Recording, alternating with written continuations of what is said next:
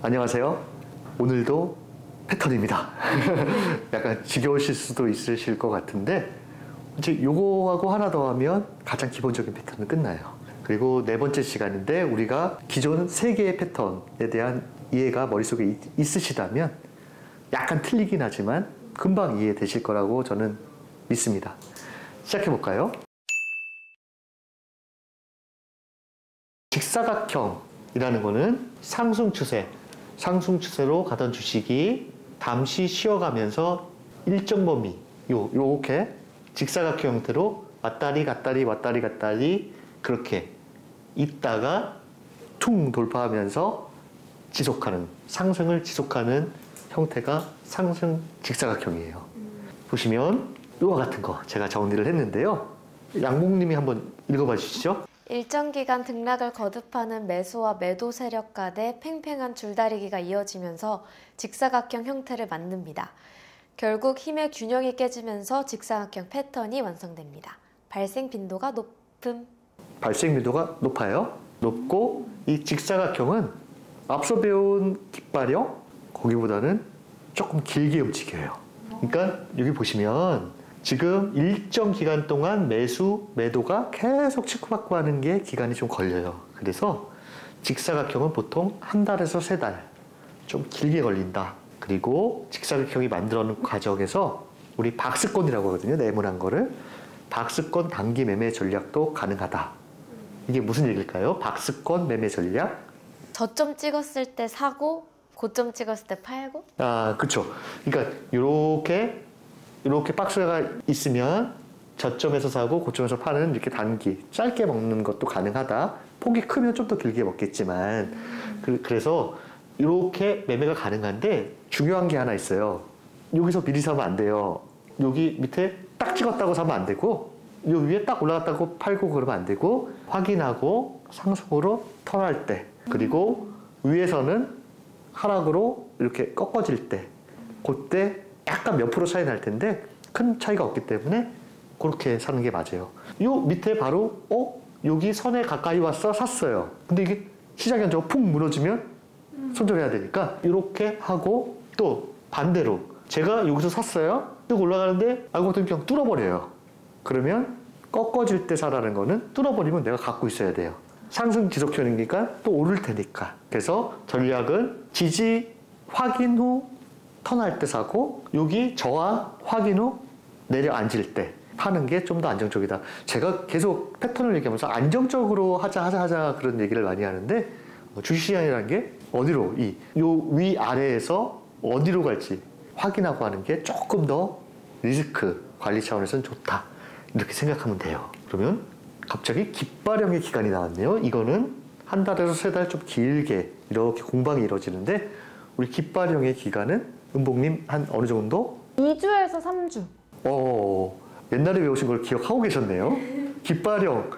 은봉님은 급등하는 주식을 좋아하시다 보니까 머리에 딱 갖고 계신 것 같아요. 그러니까 깃발형은 2주에서 3주 아니면 한 2주면 10일이죠. 아니 10일 안팎으로도 이렇게 짧게 움직였다가 탁 치고 올라가요. 근데 이거는 좀 길게 공방이 이뤄진다. 이렇게 생각하면 될 것 같고요. 그 다음에 최소 상승 목표치는 뭘까요? 우리 양봉님이 말씀 한번 해주시죠. 기간 동안에 이렇게 왔다 갔다 하는 그 구간만큼? 아, 직사각형? 네. 예. 직사각형의 구간만큼? 요렇게요? 네.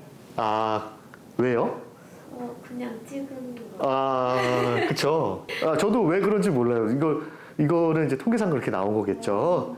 보시면 어떻게 나올까? 맞췄어요. 찍은 게 맞히셨는데 요 구간. 깃발형은 우리가 뭐였죠? 깃발형은? 깃대였죠? 그거랑 약간 틀려요. 그래서 요거는 과거 이제 그런 패턴을 봤을 때 이 정도 최소 목표치가 있다. 근데 그렇게 중요하진 않고 최소 이 정도는 오를 수도 있겠구나. 이렇게만 생각하시면 되는 거예요. 다음 보시면 직사각형은 좀 다른 패턴과 틀리게 꼭 알아두면 좋을 세 가지 체크사항이 있어요. 거래량도 약간 이렇게 길게 움직이다 보니까 체크할 게 있고 목표치 계산은 앞서 우리 양보님이 말씀 주셨고 그 다음에 지지와 저항에 대해서도 좀 알아두셔야 돼요. 보시면 여기 상승 추세인데 3중 천정형, 하락 추세 3중 바닥형 가능성이라고 이렇게 써놨는데 삼중천정형이라는 거는 이렇게 고점에서 이렇게 세 개의 봉우리가 있어서 내려가는 하락으로 변환되는 하락수로 변환된다는 거고 삼중바닥형은 우리 이중바닥 배웠던 것처럼 이중이 아니라 삼중바닥으로 갔다가 치고 올라가는 이런 가능성이 있기 때문에 거래량 체크를 하셔야 되는데 요거에 대해서 제가 자세히 말씀드릴게요. 주가가 이렇게 올랐어요. 이렇게 올랐다가 여기서 직사각형을 만들었어요. 이렇게 만들었다 쳐요. 그러면 거래량이 상승할 때는 점진적으로 늘다가 여기 고점에서부터는 이렇게 내려올 때는 거래량이 이렇게 줄고 다시 저점에서 거래량이 늘고 그 다음에 고점에서 다시 거래량이 주는 이런 패턴을 보이는 것이 일반적이에요. 물론 여기서 약간 변수는 있겠지만 확실한 거는 하락할 때 거래량이 이렇게 늘면 안 돼요. 그러면 의외로 주가가 올라갔다가 여기서 천정을 이렇게 3번 찍고 이렇게 이탈할 수도 있다. 그래서 거래량은 하락할 때 이렇게 많이 트는 거는 별로 좋지 않다 이렇게 생각하시면 되는데 실전에서 약간 변형적으로 나오긴 하지만 다르게 나오긴 하지만 이론적으로는 상승할 때 늘고 이렇게 하락할 때 박스권에서 하락할 때는 줄고 다시 늘고 줄고 이렇게 주가 움직임과 비슷하게 움직이는 것이 좀 신뢰도 이렇게 위쪽으로 뜨는 신뢰도가 높다 이렇게 생각하시면 돼요. 그래서 이와 같은 거래량이 안 나온다 좀 이상하게 나온다라고 하면 여기 보시면 추세 전환을 한번 의심해 봐야 된다. 특히 뭐 상승 초기 말고 조금 올랐을 때 그런 모습이 나오면 이건 지속종이 될까 아니면 거래량을 보고 천정을 찍고 내려앉을까 요거를 좀 확인하셔야 돼요. 그래서 거래량은 좀 중요하다. 직사각형에서는 이 박스 안에 움직일 때 중요하다 이렇게 생각하시면 되고 그 다음에 지지와 저항의 역할 반전이라는 게 있어요. 역할을 바꾼대요.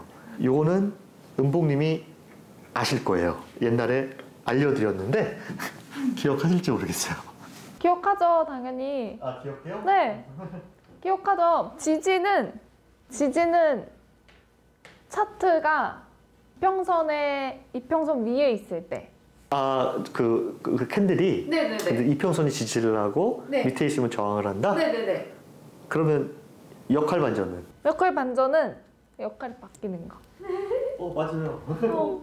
근데 역할이 뭐가 바뀌어요? 지지가 저항이 되는 거? 그쵸. 그러니까 이렇게 보시면 돼요. 여기 직사각형이 있어요. 그러면 이렇게 가요. 그러면 여기는 저항이 되잖아요. 항상 여기서 8년호삼이 나오고 여기는 지지가 돼요. 그쵸? 근데 이걸 뚫어버렸어요. 이 저항을 뚫어버리면 여기 많이 올랐죠? 이게 8년호삼이 나서 조정을 받을 때 이 상단부에 저항이 지지 역할로 바뀌어요. 이거를 지지와 저항의 역할 반전이라고 해요. 여기서 최소한 여기까지 안 와서 이렇게 가면 좋은데 만약에 조정폭이 길어서 여기 위에 요 수평선까지 조정을 받는다고 치면 무조건 지지돼야 돼요. 이게 역할을 반전하는 것이 보여야지 이게 신뢰도가 높다. 만약에 이거를 지지를 못하고 깨져버리잖아요. 그러면 이거는 패턴이 완성 안 된 거예요. 그리고 나중에 이게 올라갈 때 이건 또 저항으로 바뀌어요. 이런 식이에요. 예를 들어서 만약에 이렇게 상승으로 가던 주식이 이렇게 가고 있었어요. 근데 이걸 깨버렸어요. 지지를 하다가 그럼 얘가 우리 그 반전형 할 때 그 추세선이 중요하다고 그랬잖아요. 추세. 그리고 뉴턴의 제1법 지켜갖고 계속 그 성질을 쾅 치지 않는 이상 깨지지 않는다고 했어요. 계속 지지를 보였어요. 이렇게 보이다가 이거를 딱 깨버리잖아요. 그러면 다시 나는 상승 추세니까 갈래 그러면 여기까지 오는 경우가 있어요. 금닥하는 경우도 있지만 근데 기존의 지지가 결국에는 여기 저항이 돼서 나 못 가. 그런 성질이 변하는 것도 이 추세선에도 있고 여기에도 있어요. 그래서 저항이든 지지든 그게 한번 뚫리기 시작하면 마음을 바꿔서 지지는 저항으로 저항은 지지로 바뀐다. 이게 직사각형 패턴도 뚫으면 여기에 요거를 무조건 여기까지 내려온 다음 지지를 안 하면 패턴이 완성 못 된다. 이렇게 생각하시면 돼요.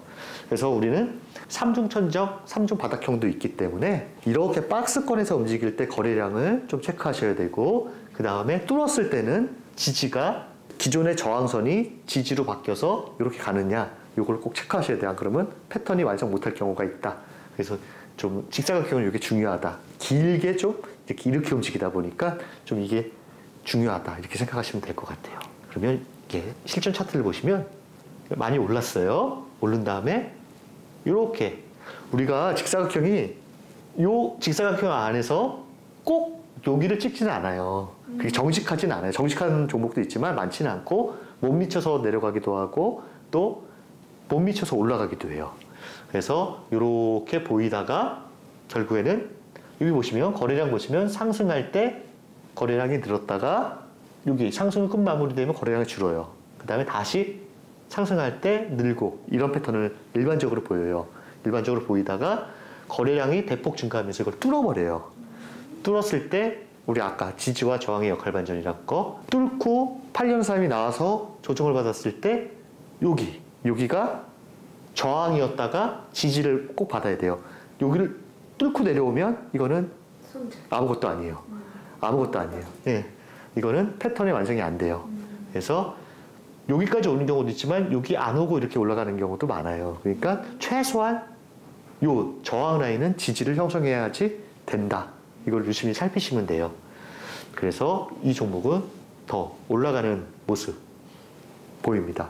만약에 이 직사각형이 이렇게 초기에 상승했을 때는 물론 시장이 확 무너지지 않는 이상은 지속형으로 이렇게 툭 치고 올라갈 가능성이 있지만 이게 1단, 2단, 한 3단 정도 아니면 2단 정도에서 이렇게 나왔을 때는 아까 말씀드린 거래량이 하락할 때 막 늘고 이러면 안 좋아요. 그리고 또 한 가지는 이게 좀 길어지고 있는데 박스가 어떤 식으로 나오냐면 길게 나왔을 때 길어요. 진짜 길게 너무 길게 나왔어요. 근데 요렇게 가다가 요렇게 되는 경우가 있어요. 이거 뭘까요? 그리고 거래가 많아요. 그럼 내려가나 보다. 팔려는 사람들이 여기까지도 아니고 이렇게 되면 밑으로 갈 확률이 좀 더 높다. 이런 것도 있고 그 거래량이 하락할 때 좀 적어야 되는데 많아진다. 이렇게 되더라도 그러면 삼중천정 어느 정도 올랐을 때는 삼중천정으로 끝물일 수도 있다는 거를 좀 의심해 봐야 돼요. 그렇게 생각하시면 될 것 같아요. 그래서 우리 거래량 이 박스 안에서 단기 매매도 가능한데 턴할 때 해야 되고 그 다음에 돌파하면 홀딩하고 그리고 최소한 이게 조정을 받을 때 여기 지지와 저항의 역할이 반전돼서 저항이 지지를 역할을 해야 된다. 여기까지 생각하시면 될 것 같아요. 그래서 직사각형 같은 경우에는 주식 격언에 보합 시세는 무너지는 쪽으로 붙어라 라는 유명한 말이 있어요. 그러니까 이게 삼중천정이 될지 뭐가 될지 또 이렇게 올랐는데 시장이 갑자기 무슨 일 때문에 팍 급락을 했어요. 그러면 요 하단부에 있으면 못 이기고 무너지는 경우가 생겨요. 그러니까 보합 시세는 무너진 쪽으로 붙어야 되는데 이걸 잘 모르시는 분들은 하락해서 떨어지는데 붙어야지 그래갖고 사면 안 돼요. 빨리 도망쳐야 되고 그 다음에 상승으로 이게 길게 갔을 경우에 특히 이게 길게 가면 한 방향으로 움직일 때 큰 폭으로 움직이는 경우가 많아요. 막 달라붙어요. 팔려는 사람은 다 팔라 그러고 그리고 사려는 사람은 막 붙어갖고 단기적으로 급등이나 급락을 하는 경우가 많기 때문에 보합 시세에서는 잘 봤다가 직사각형이 혹시 실패하고 밑으로 빠진다라고 하면 손절을 빨리 해야 되고 다시 오를 거야 생각하시면 안 되고요. 그리고 위쪽으로 할 때는 홀딩을 하고 변동이 좀 크게 나온다. 양쪽으로. 그래서 이런 대응을 하셔야 돼요. 항상 변수는 있기 때문에 이거 올라서 직사각형이니까 무조건 오를 거야 이렇게 생각하시면 안 되고 보합 시세는 무너지는 쪽으로 대응을 꼭 하셔야 된다는 거 잊지 마시고요. 증시 격언은 수백 년 동안 나왔던 그 경험치가 나오는 거기 때문에 되게 맞는 경우가 많아요. 기억하시고요. 이렇게 해서 저희는 상승 지속적 패턴 4번째 시간까지 마쳤어요. 이제 딱 한 번 남았어요. 만약에 그 다음 시간에 마지막까지 가시면 생각보다 어렵지 않죠. 네. 약간만 틀리지 거의 그 패턴이라는 게 모양 속에서 상승 지속형은 쉬었다가 다시 올라가는 거 그리고 상승 전환형은 기존의 하락 추세에서 어렵게 이겨내면서 뭐 영머리 어깨형, 이중바닥, 삼중바닥 이러면서 힘들게 바뀌는 거 이 정도 생각하시면 머릿속에 그닥 어렵지 않을 거라고 저는 생각이 들어요. 실전에서는 약간 변형도 많이 나오지만 기초적인 이론은 이렇다라는 거 알고 계시면 나중에 다 배우신 다음에 한번 검색기에서 이제 분할 매수나 미리 사고 싶은 분할 매수나 아니면 패턴이 나왔을 때 우리가 거래량, 항상 말씀드린 거래량, 그리고 이렇게 글 수 있는 능력, 추세, 어차피 그런 패턴이 나오겠지만 그런 거를 통해서 좀 더 같은 패턴이라도